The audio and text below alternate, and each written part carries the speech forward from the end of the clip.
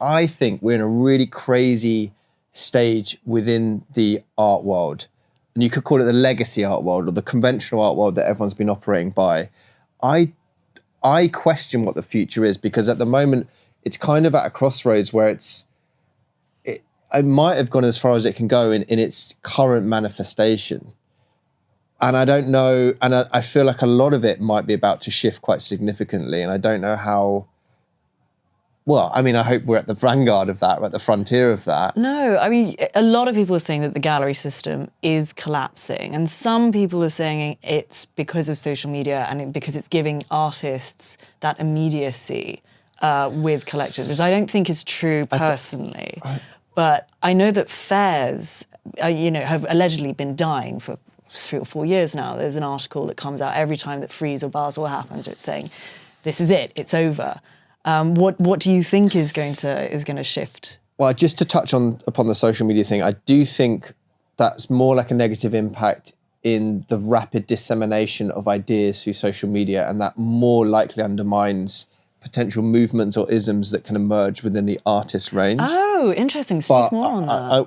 Well, because it's just so rapid. Like you think back to things that have happened in the past, and it's a group of people that have had an idea and they bounced it around, they fermented a sensibility. Mm-hmm.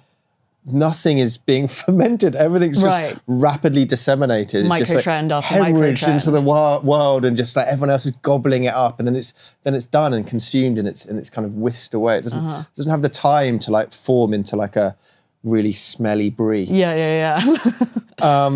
But I think on the other side of things, rephrase that. It was. Well, what do you think is going to be sort of shifting first?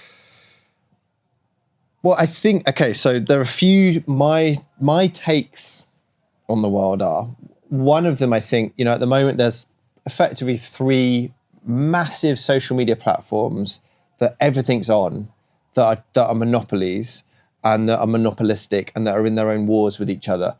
I predict the future is that we'll have more industry-specific social media platforms.